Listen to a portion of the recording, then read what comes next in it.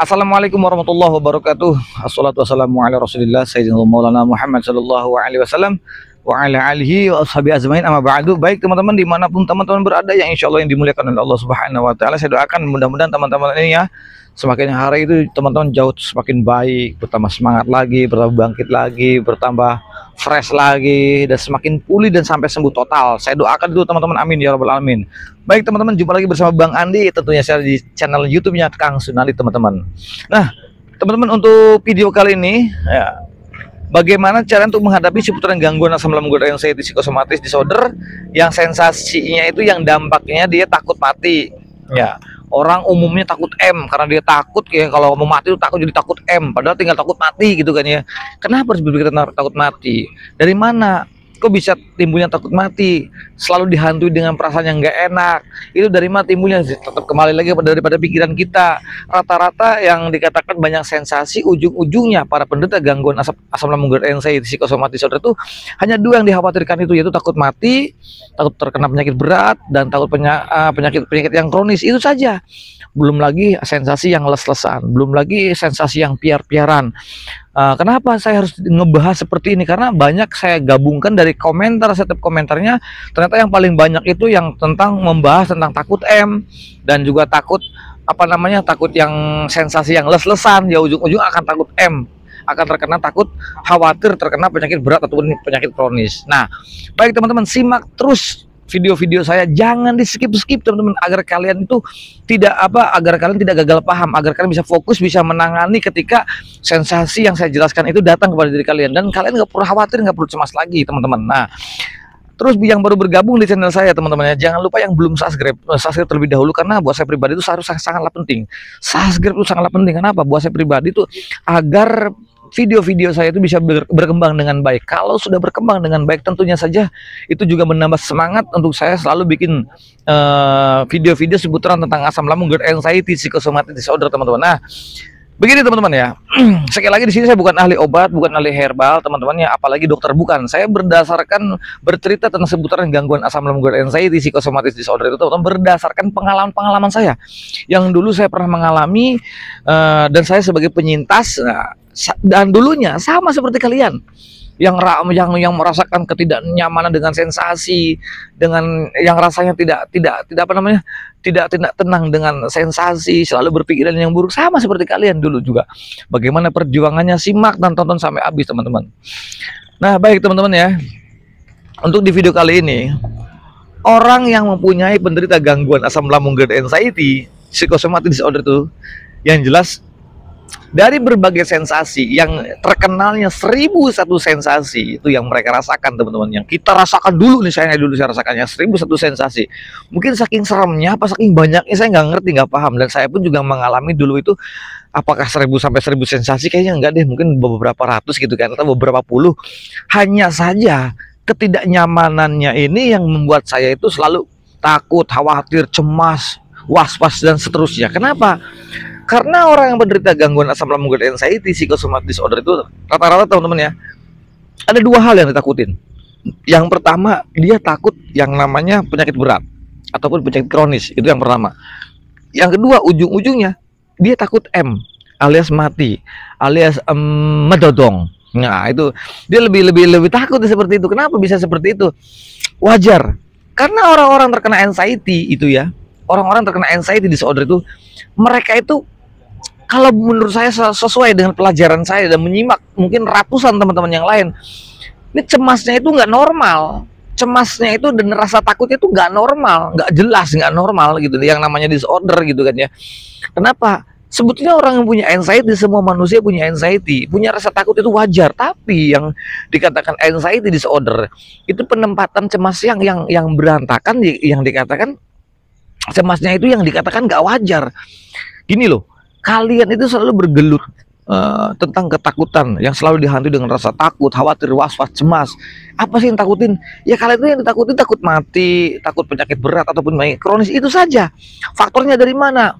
Karena kalian itu harusnya cari tahu pemicunya, jalan yang membuat kita ke-trigger, yang dulunya terkena awal-awal terkena anxiety. Dan orang yang terkena anxiety disorder itu teman-teman rata-rata itu dipicu oleh 4 perkara.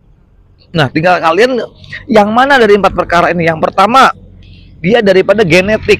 Genetik itu bisa dari keturunan. Yang kedua, dia mantan narkoboy yang dulu mungkin dia selalu mengkonsumsi makanan narkoboy lah ya. Yang kedua, yang ketiganya dia depresi, teman-teman. Ini depresi ngaruh. Yang ketiganya, yang keempatnya adalah traumatik, trauma. Kita trauma ngeliat saudara, teman dan sebagainya. Dia gara-gara begini, dia begini. Pokoknya trauma. Nah, dari mana yang keempat ini? Dari mana kita ini yang terkenanya dari mana nih? Pemicunya. Cari dulu. Gitu ya. Nanti saya akan jelaskan bagaimana caranya berdamai dengan sensasi agar kalian bisa memahami seperti itu. Nah, kalau udah ketemu nih cara pemicunya, oh iya. Nah, otomatis kita mempunyai pengalaman. Oh, dari sini contoh deh, saya kan depresi sama traumatik nih, teman-teman. Depresinya mungkin dulu yang dibully, depresi mungkin saya cemooh dan sebagainya, itu mempunyai. Dan keduanya juga saya mempunyai dalam arti kan traumatiknya juga, karena banyak teman, saudara dan sebagainya yang gara-gara seperti selalu mengkait-kaitkan. Itulah orang-orang yang terkena anxiety disorder, selalu mengkait-kaitkan tentang seolah-olah kita mempunyai skenario sendiri. Selalu mempunyai skenario sendiri, selalu mengkait-kaitkan kita ini dengan orang lain. Tetangga berbicara tentang masalah penyakit, kita yang ngedengerin tiba-tiba ke-trigger gitu kan. Itu dulu yang saya alami seperti itu, teman-teman. Ternyata itu memang pikiran kita, cemas kita yang berantakan. Kenapa? Karena kita belum bisa menyesuaikan aturan. Kalau kita bisa namanya masa bodoh ya, tentang masa bodoh amat. Kalian itu sudah sebetulnya udah obat paling mujarab dengan cuek dan masa bodoh. Itu teman kuncinya.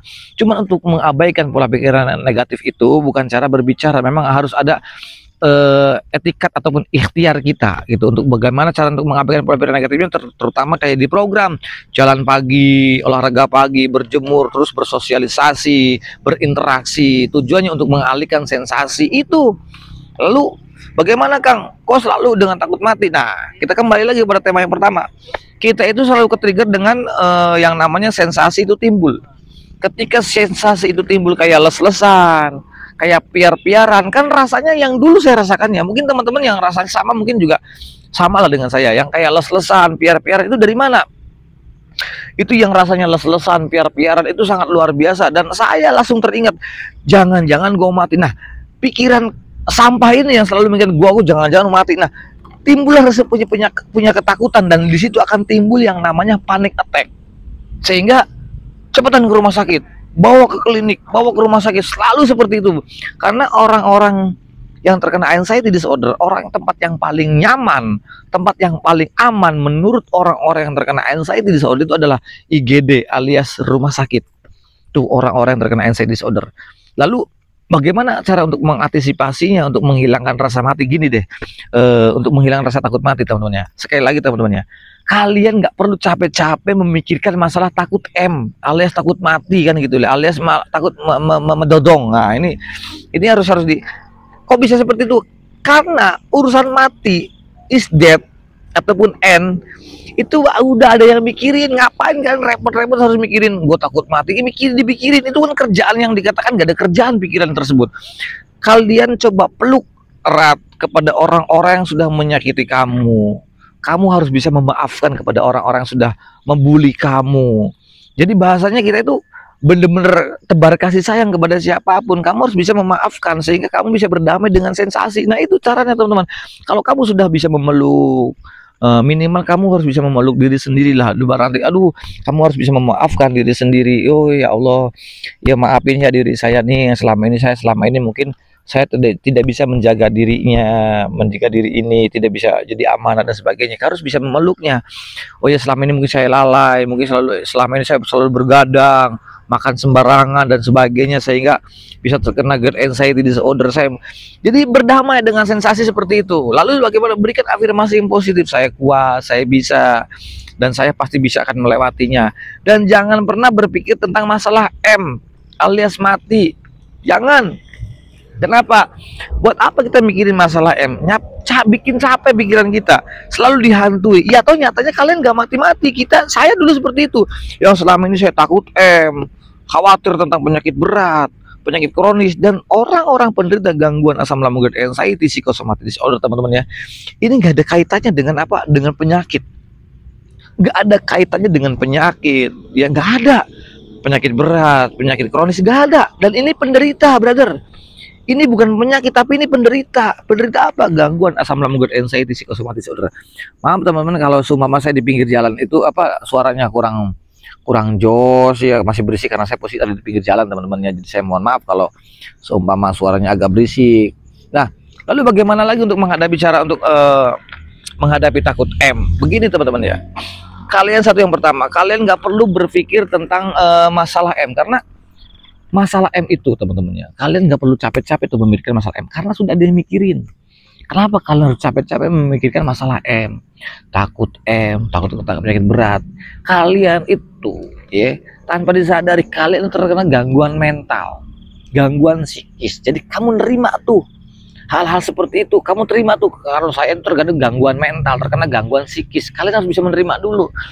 Jadi jangan pernah berpikir, waduh gue takut M. Wajar sih, manusia itu semuanya wajar. Kalau mereka, saya, semua takut M itu wajar, takut mati wajar. Tapi hanya seketika, contohnya gini deh. Dulu kita sebelum terkena anxiety disorder, ketika kita kifayah, tajiah, ataupun ngelayat ya, kita lihat orang yang meninggal. Ya mungkin ada rasa takut, khawatir, cemas yang berlebih itu ada. Wah gue takut ya, kok ngelihat jenazah begini, takut. Seketika, detik itu, hari itu, seketika setelah bubar ngelayat, bubar kita nengok orang-orang yang sudah meninggal, kita bubar ya, kita takjiah, bubar ngelayat, ya sudah, kita ketemu teman, ketemu saudara, pulang ke rumah, ya happy lagi. Jadi dia berpikir di saat itu doang, selesai. Tapi jangan sampai dibawa pulang ke rumah sampai dipikirin, dirasapi, dihayatin, takut wah gue melihat pocongnya begini, jenazahnya begini nanti. Jangan, hari itu memang semuanya manusia itu wajar. Ketika dia ada yang meninggal, kita takjiah, kifayah, hari itu dia takut, wajar. Tapi setelah pulang dari situ ya selesai.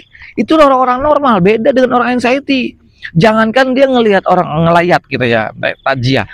Kita ngedenger aja ketika tetangga ada beda RT, kita ngedenger dari musola ataupun dari masjid berita orang meninggal. Itu ketika kita mendengar langsung, itu segitu belum ngelayat, belum ngelihat jenazahnya, baru mendengarkan, itu langsung biar pikiran kita kemana-mana, keringat dingin keluar, tremor lagi. Akhirnya apa? Les-lesan lagi, piar-piaran lagi kan gitu ya. Udah nih sensasi paling horor itu ya les-lesannya piar-piaran itu. Nah, dari situ teman-teman. Kenapa? Karena kalian terlalu berlebihan, terlalu over. Maka kalian berpikir terlalu over, akhirnya apa? Timbul tuh yang namanya sensor tubuh. Ya hormon kortisol penuh. Dari mana tuh bisa tahu seperti itu? Karena dari tingkatan stres. Kok bisa dari tingkatan stres? Semakin tingkatnya stres semakin jauh, semakin tinggi. Akhirnya apa?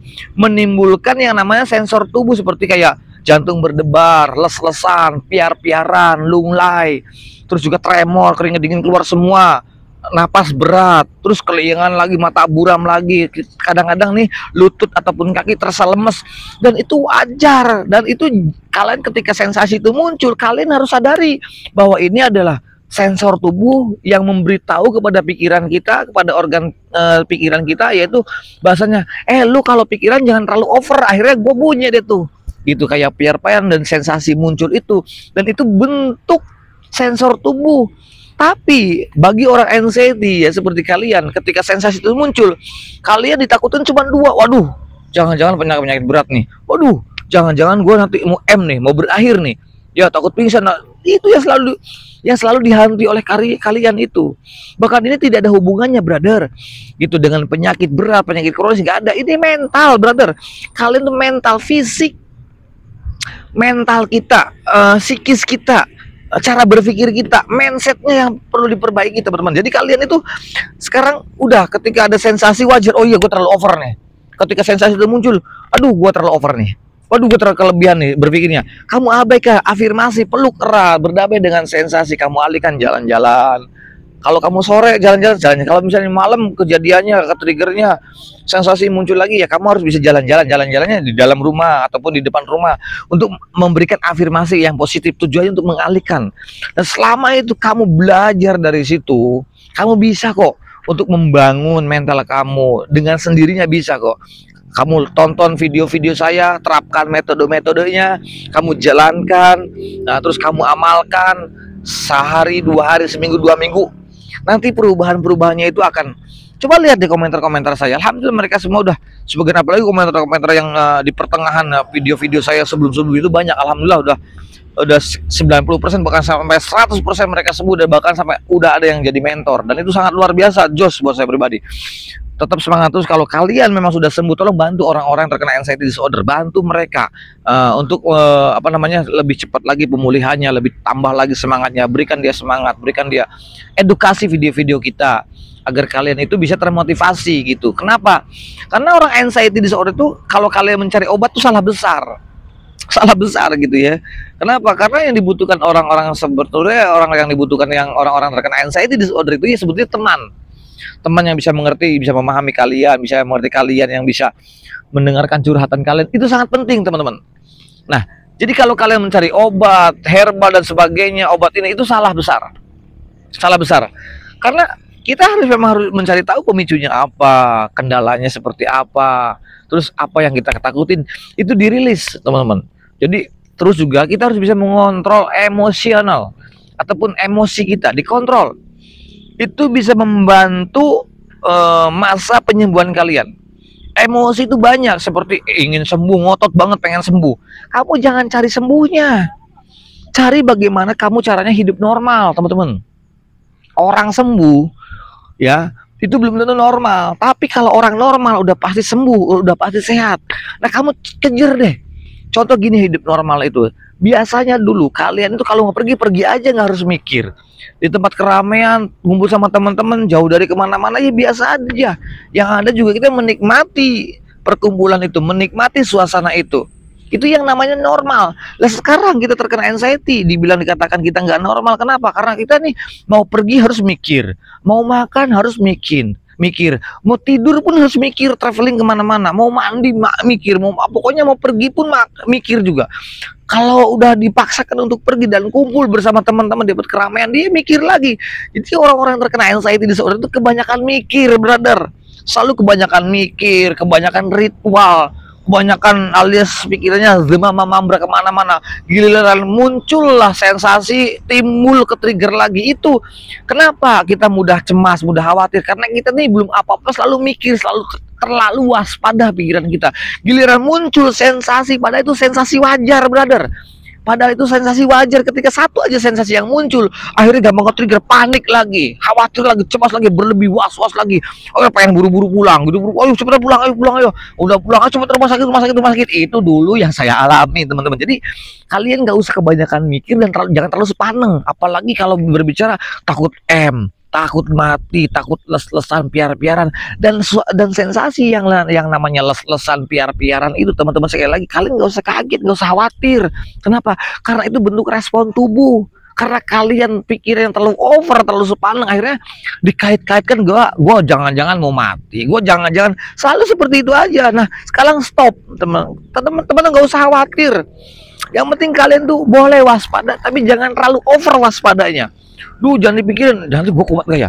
Nanti gak kuat. Nah, kalau kalian selalu khawatir, takut kumat, punya trauma karena takut kejadian seperti awal lagi kita punya masuk rumah sakit karena parahnya seperti ini. Selalu waspada pikiran kita. Giliran timbul satu sensasi, kalian akan panik lagi. Mempunyai khawatir lagi, cemas lagi, berlebih lagi. Seperti itu mulu. Stop sekarang mah. Nggak usah berpikir terlalu over, nggak usah berpikir terlalu ekstrim, terlalu sepaneng, buang. Belajar kita masa bodoh ya, berdamai dengan sensasi, itu sangat membantu kalian loh, teman-teman. Memeluk diri kamu sendiri, berdamai dengan sensasi, untuk cueknya dengan sensasi. Itu perlu pembelajaran untuk mengalihkan. Dan gini, teman-teman, kalian, sugesti kalian itu tentang sensasi apapun, kalian jangan pernah mengkait-kaitkan dengan penyakit ya, nggak ada hubungannya.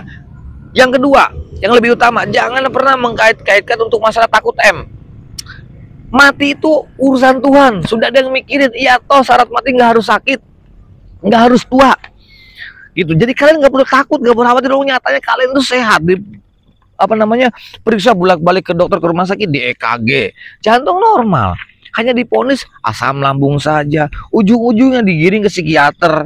Berarti kamu tidak ditemukan yang namanya penyakit berat. Ya sudah, kamu nggak usah berpikir, tapi Kang, masalahnya sensasinya aneh Kang begini. Betul, sensasi yang kalian rasakan itu adalah bentuk respon tubuh. Yang pemicunya adalah pikiran kalian sendiri yang selama ini kalian terlalu was-was, terlalu khawatir, terlalu takut, terlalu cemas, terlalu sepaneng cara berpikirnya. Wajar kalau banyak menimbulkan sensasi karena dari pikiran kamu yang terlalu over. Itu tenang. Jadi teman-teman, jadi untuk penderita gangguan asam lambung dan anxiety, psychosomatic disorder, teman-teman, itu dikatakan ya itu hanya gangguan mental saja, permainan pikiran kita saja gitu teman-teman ya. Jadi kalian nggak perlu khawatir, nggak perlu takut, nggak perlu cemas lagi untuk memikirkan sensasi tentang resiko. Ketika muncul sensasi resiko, gue takut takut pingsan, takut gila, takut stroke, takut pingsan, pokoknya dipikirin takut mati dan sebagainya. Enggak. Saya ingatkan kepada teman-teman ya, penderita gangguan asam lambung dan anxiety psychosomatic disorder itu ya tidak membuat kamu mati, tidak membuat kamu gila, apalagi stroke dan apalagi pingsan, nggak bakalan. Itu hanya halusinasi saja, ilusi kita saja. Psikis kita yang perlu diperbaiki, pikiran kita yang kurang cerdas. Karena kita terlalu fokus dengan sensasi, terlalu fokus dengan rasa takutnya. Kenapa kita nggak fokus ke sehatnya? Fokus dong ke sehatnya, fokus dong ke semangatnya, fokus dong kita ke bangkitnya, fokus dong untuk lebih nambah fresh lagi, lebih bangkit lagi. Fokusnya ke situ. Jangan fokusnya ketakutan, kecemasan, terus takut takut fokus ke matinya, fokus ke sensasinya, abaikan. Yang perlu kalian terapkan adalah melawan dan mengabaikan. Afirmasi positif itu sangat membantu buat kalian. Saya Al-Fakir gitu ya. Saya berharap ada edukasi video-video saya itu agar kalian bisa termotivasi bahwa saya itu lebih parah daripada kalian, bahkan teman-teman saya itu jauh lebih parah daripada saya.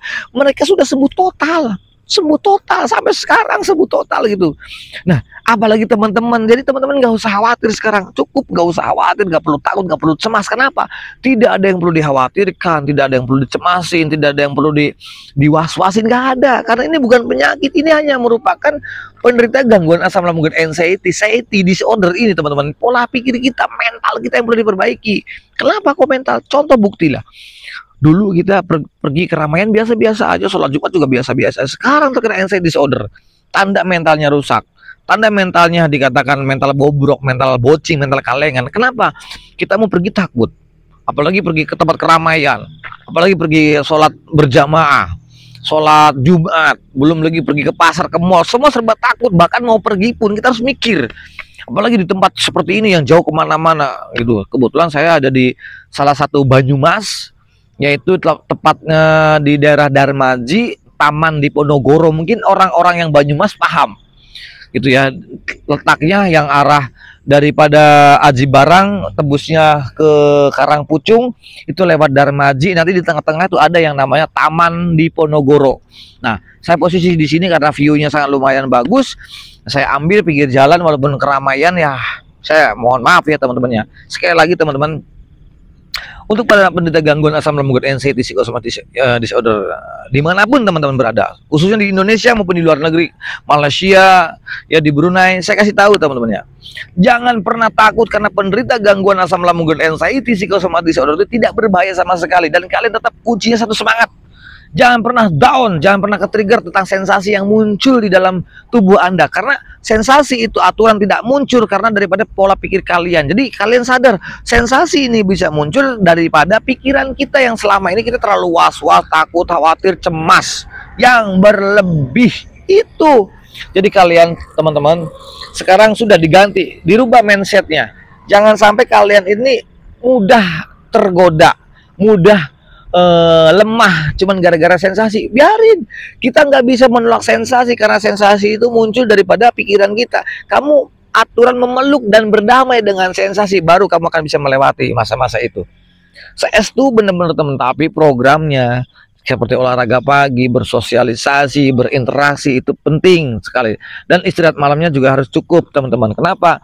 Karena itu juga bisa membantu program masa penyembuhan. Kalau kalian bisa bangun sendiri untuk pulih dan sembuh, maka lakukan. Tapi kalau kalian memang tidak bisa, ya minta dimentorin, dibantu, kalau kita dibimbing. Itu bagus, nggak apa-apa teman-teman. Jadi yang kunci buat kalian tetap semangat, tetap berjuang. Dan saya yakin teman-teman, 1000 yakin, bahkan 1000, bahkan 2000 yakin lah teman-teman ya, kalau kalian pasti sembuh. Saya pun dulu nggak mengira kalau saya itu bisa sembuh. Ternyata teman-teman, kalian juga tidak sendiri. Itu di grup saya banyak kalian itu tidak sendiri dan teman-teman yang lain banyak. Bahkan saya follower saya itu 15.000 bahkan sampai 16.000. Mereka itu orang-orang penderita gangguan asam lambung, anxiety disorder. Dan itu kalian gak sendiri. Di TikTok saya aja itu ada 15 sampai 16.000 orang. Itu belum yang di YouTuber subscribernya itu 10.000 orang. Itu jumlah udah berapa teman-teman? Jadi kalian gak sendiri teman-teman. Kalian tuh gak sendiri, tenang. Dan mereka rata-rata alhamdulillah wa syukurillah barakallahu fikum. Kenapa? Mereka dari 80%-nya sembuh total teman-teman. Kenapa? Dia menjalankan metode-metodenya, dia menerapkan metode-metodenya, dia patuh dengan cara metode-metodenya. Jadi kalian gak usah khawatir, kalian pun bisa. Saya bisa, teman-teman yang jauh lebih parah daripada saya pun juga dia bisa. Mereka sembuh, saya sembuh, dan kalian pun pasti sembuh. Itu saja masukan dari saya, mudah-mudahan ini jadi manfaat dan wasilah menjadi teman-teman agar teman-teman menjadi sehat, tambah kuat, tambah yakin lagi, dan harus tuh yakin kalian itu pasti sembuh. Gak usah khawatir lagi teman-teman yang untuk menghadapi takut mati, takut les-lesan, yang sensasinya les-lesan, piar-piaran, gak usah takut lagi karena itu tidak berbahaya. Itu sensasi enteng teman-teman. Walaupun dulu saya ngalamin teman yang sama ya, kayak teman-teman ya, selalu pikirin takut mati, takut les-lesan, piar-piaran, itu takut banget dan itu sangat berat pada waktu itu. Sekarang melenteng itu nggak jadi masalah, dan kalian pun juga nanti kalau udah sembuh akan ketawa sendiri betapa begonya dulu saya dibohongin oleh pikiran kita, betapa bodohnya saya itu terlalu banyak dibohongin dengan halusinasi, hayalan ini teman-teman. Pasti kalian akan sadar, insya Allah. Mudah-mudahan saya doakan teman-teman akan jauh bertambah baik, bertambah sehat lagi. Itu saja, yang baik adalah milik Allah, yang jelek dari saya pribadi. Al insanu makalu khotawan insan, saya manusia biasa, tempat salah ada khilaf, jangan mohon maaf nih barangkali salah kata yang kurang berkenan di hati teman-teman, saya minta maafnya sebesar-besarnya. Kalau memang video ini bermanfaat buat kalian, maka tolong share video-video saya karena bisa untuk membantu yang lain juga. Itu saja. Al insan dan makalu khotawan insan, saya manusia biasa, tempat salah dan khilaf, jangan mohon maafnya barangkali salah kata. Akhir kalam, jangan lupa bahagia, salam sehat selalu dari Kang Andi. Akhir kalam, assalamualaikum warahmatullahi wabarakatuh.